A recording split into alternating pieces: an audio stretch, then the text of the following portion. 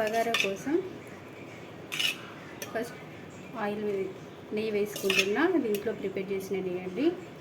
Oil బాగా heat కావాలి, నెయ్యి బాగా హీట్ కావాలి.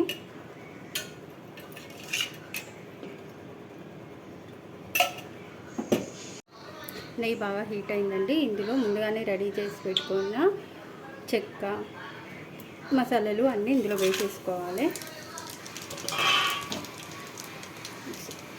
ఒక పచ్చిమిర్చి, ఆనియన్,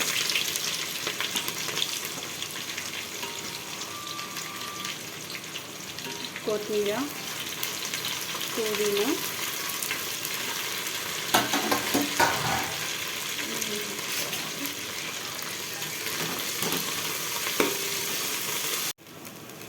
కొద్దిగా అల్లం పేస్ట్ వేయించుకోవాలి. ఇది పచ్చివాసన పోయేంత వరకు దొరగా వేయించుకోవాలి.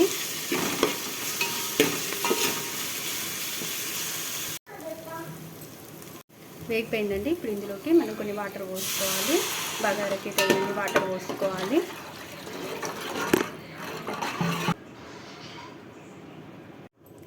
రైస్కి తగినన్ని వాటర్ పోసుకొని, రైస్ కన్నా ఒక 2 గ్లాసెస్ ఎక్కువ వాటర్ పోసుకొని ఇందులో కొంచెం కల్లుప్పు వేసుకోవాలి. ఇలా వాటర్ మరుగుతుంటాయి. రైస్ ఇప్పుడు ముందే నేను నానబెట్టుకొని కడిగి పెట్టుకున్నా అండి. ఈ రైస్ని ఇందులో వేసేయాలి.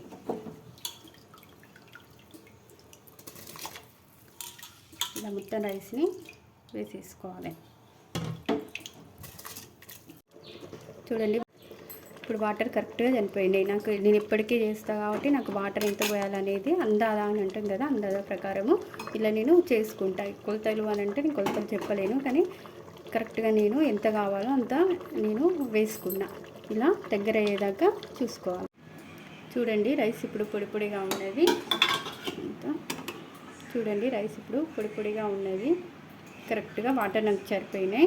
ఇంకొక 5 మినిట్స్ ఉంచితే వాటర్ అంతా ఇంకిపోతుంది. పైనుంచి కొత్తిమీర, పుదీనాతో గార్నిష్ చేసుకొని కొన్ని ఫ్రైడ్ ఆనియన్స్ వేసుకొని ఇంకొక 5 మినిట్స్ ఉంచితే లోపల వాటర్ మొత్తం ఇంకిపోతాయి. ఒక 5 మినిట్స్.